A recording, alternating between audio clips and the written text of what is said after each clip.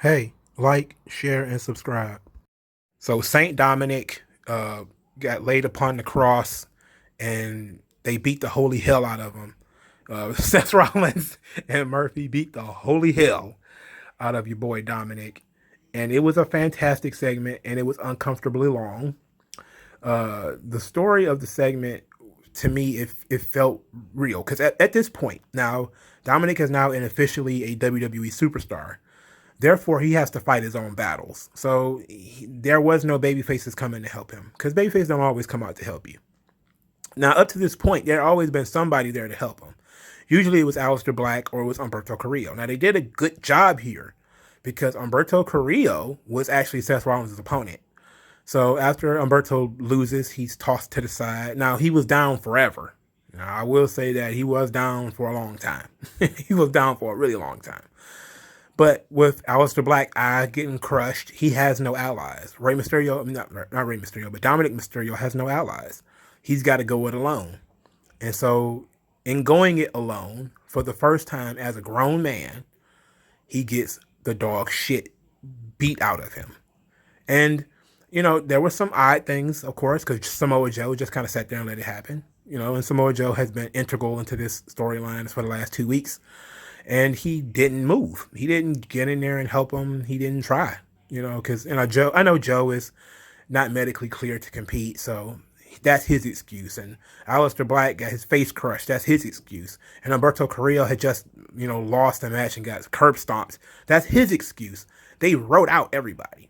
The only way for the story for him to be saved is for him to be saved by like random baby faces, which would of course then turn the feud towards Seth Rollins, Murphy, and these other guys.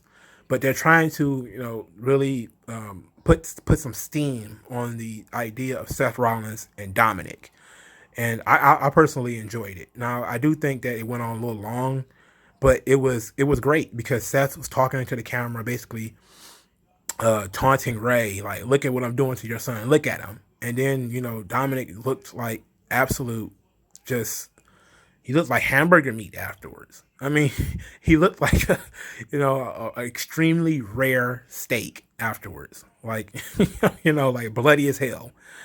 And it was excellent. Now, of course, it was a hazing. They hazed him in front of 1 million people.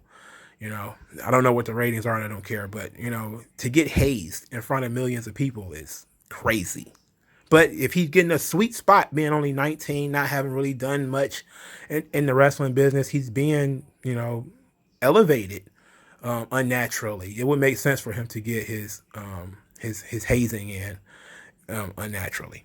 But I found something particularly interesting upon looking at the reaction on Twitter. The Legado del Fantasma, Santos Escobar and his boys, they took that personally. They said, Santos Escobar kind of said, like, you want to know what La Raza means? You're about to find out. Everyone with Mexican blood is going to remember this. And then Andrade was even there and saying, like, this is, and I'm thinking to myself, like, are they forming an LWO? Are you talking about, El Fantasma or El Hijo del Fantasma leading some type of LWO? And they're going to try to recruit Dominic? Like, I mean, come on, man. It could just be them freelancing and just, because that's kind of been Santos Escobar's thing, is the Mexican heritage. He's coming across kind of as a supremacist in a little bit of ways, or a protector of the Lucha Libre legacy. And that's kind of his thing. And it was interesting to see not just him, but Raul Mendoza and Andrade, because Andrade has nothing to do with that. So, and Andrade is a heel who has been fighting Rey Mysterio. And of course, you have Rey is involved with this. So could it be possible that now we're about to see from St. Dominic's sacrifice that we're going to see the rise of an LWO-esque stable from it? And that would, of course, mean WWE would have to actually participate in this and have 8 or 6 or 7 different Latino wrestlers all put together, everybody except Humberto Carrillo, because Humberto Carrillo was right there when it happened and he didn't do anything. So it would have to be everybody except Humberto.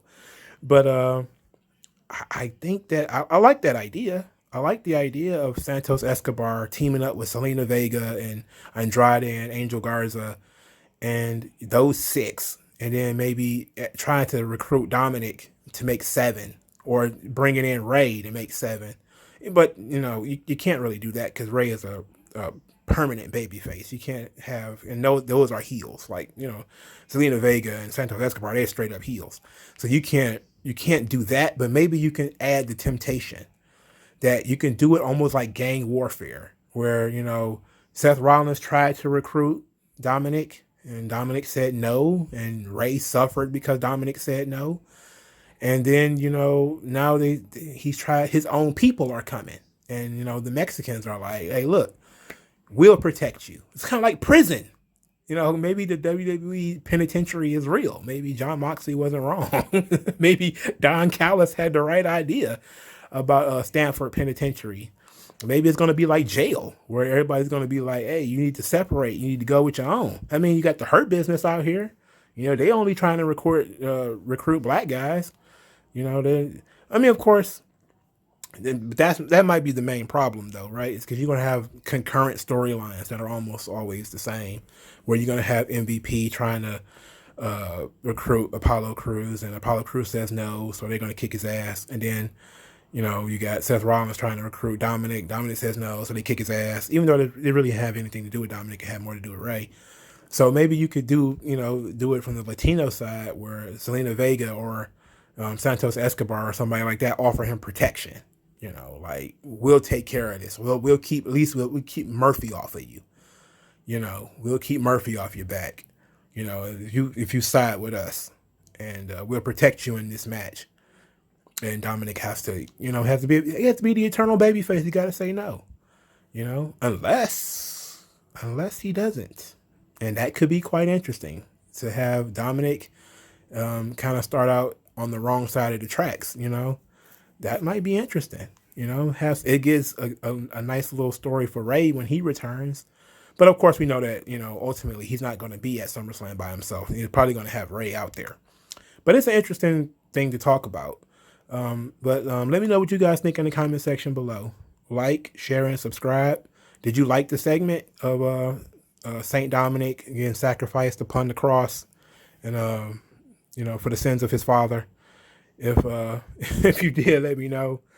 If you thought it was weird or if it was stupid because somebody should have came out there and helped him, that's a valid concern. And I do think, like, after watching so much old wrestling, especially Mid-South and stuff like that, there always would have been a cadre of plain baby faces that would have ran out there and just to get knocked down, just to look like somebody tried to help him. But, everybody's just kind of like, oh, well, let the kid take his licks.